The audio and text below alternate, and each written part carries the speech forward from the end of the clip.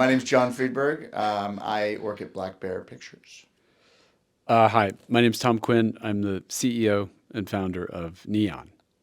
I'm Robert Walak, and I am at Iconoclast. In the wake of Parasite and the good fortune of releasing the subsequent three Palme d'Or winners, Titan and Triangle of Sadness last year, and this year, Anatomy of a Fall, a very competitive lineup, beating out Zone of Interest. We've seen over the years that each of these films, because of their credibility and success, the Palme d'Or has come to mean something quite impactful for a very young group of cinephiles. And the reason why we know this is we've tested all these movies. And dating back to Parasite, probably I think the fifth reason why people came to see the film in its test screening in Sherman Oaks was the fact that it won the Palme d'Or.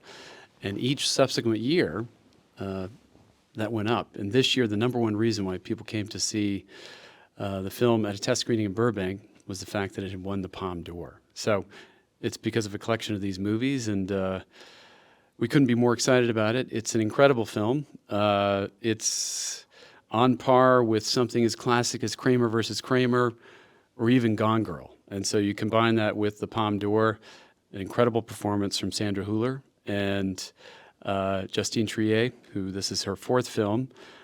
We believe that, not unlike Parasite, this is a multi-category contender. We also believe it's going to be a pretty significant piece of box office. We have slotted it for October, the second Friday, which each of these previous Palme d'Or winners we have released in exactly the same corridor, first or second Friday of October. So we're very excited, looking forward to its launch in 2 weeks. Surprisingly, here last year at the Zurich Summit, I met Kristen Figueroy, and we began discussing and possibly hatching the plan of launching a new international sales division. We've worked with every major company, including John's, and we love a lot of the top-tier foreign sales reps, but we have ventured into production and financing our own films. It made absolute sense that we took control of our own destiny, and I think had a much closer contact with a lot of our foreign buyers that we share a lot of other movies with as well. And Kristen was absolutely someone who blew me away, the right person for the job, and she's a beautiful fit at Neon. The company's always had its roots in film. The first two pieces of work they put out were Spring Breakers, which was produced by Iconoclast, and Roman Gabras's video for MIA Bad Girls. So it's really working across all of our international offices and the US office to really build exciting filmmaker-driven projects across multiple territories for local and also global audiences. I think naturally it helps working with our filmmakers a lot, especially who are coming out of music video work, who are also very passionate about that space, and we've been discussing what our version of a musical will look like, as well as a few music-driven docs. And then there is something else in the offing that we'll be able to discuss soon, but a very exciting joint venture for us in the music space. So I have been developing a relationship with Guy Ritchie over the last few years. I made a movie called The Covenant with him, with starring Jake Gyllenhaal. We made that in Spain last year. We then went on to make a film called The Ministry of Ungentlemanly Warfare, which is a World War II film.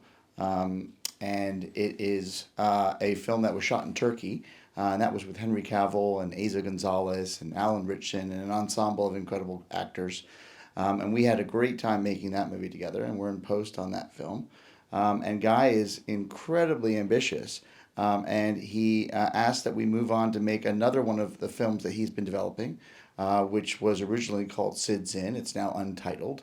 It's an action heist film. We like to get the gang back together on these movies. So we have Henry Cavill, we have Jake Gyllenhaal, we have Asa Gonzalez in a contemporary heist comedy, and we're shooting that currently in Spain. And I'm so enthused about making these movies with Guy. He's got such an incredible creative team, from his first AD to his production designer to costume. We work together on every film. They're an incredibly efficient group. We can put these movies together really quickly. And also, I'm very encouraged to see the international landscape and the international partners that we're working with who step up on these films and really help to put these films together in terms of financing. And so to be able to deliver 3 Guy Ritchie movies over the course of 2 years is really an accomplishment. They're big budget films, but they're independently financed, and they go a long way with our international partners. Also, for our business in the UK, Black Bear UK is a new direct distributor in the UK, and Guy Ritchie is a real staple in Great Britain, and has a lot of fans. And so it's a real testament to our slate to have him to have those kind of films driving our business. Yeah, we had a preview screening a few weeks ago. It is testing very well. The film's coming together. We don't have a release date yet. Lionsgate's the domestic distributor, and we're excited about seeing when we can release that film next year. Yeah, Ferrari has been such an amazing experience. We started this about 2 or 3 years ago. Michael Mann's been working on this film for a couple decades. And it's his passion project. He's been trying to get this made. CAA came to me to help try and put it together in its most recent incarnation. And we went to work on it. And it was a long road of putting the financing together. It's quite a big budget movie to be independently financed. We sold it around the world. We had a great partner in the U.S., and which is Neon. Tom Quinn right here, and he is now going to take this film, which has been such an incredibly intense and amazing experience with Michael, with Adam Driver, with Penelope, and I have huge aspirations, and I'm sure Tom does as well, about what people will think about this film. And in terms of awards, I think it has a lot of potential. I think it has some amazing performances. I think the movie looks incredible. It's completely authentic to the period, from the production design to the costume. It is a masterpiece, and I think that people around the world are going to love the movie.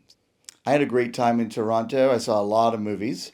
And one thing that I was really excited about was Alexander Payne's The Holdovers. I thought Paul Giamatti's performance was incredible. I was really touched by the movie, and of everything I saw there, I was blown away by it. So Yeah, I love the doc on Lenny Bruce. Thank you very much. That was in Venice. I didn't know that much about him as a comedian, but I was absolutely blown away by the filmmaking and the story and the style of direction for it. Really, really stayed with me. I love a U-boat movie. I'm a fan of World War II because the pandemic was so claustrophobic in itself. Seeing other people in worse positions made me feel better. So seeing Run Silent, Run Deep, and then following that up with The Hunt for Red October, it was just a nice classic run of the naval battle submarine movie. Obviously, Dust Boat is the original incredible culmination of that. But there would be no Dust Boat without Run Silent, Run Deep.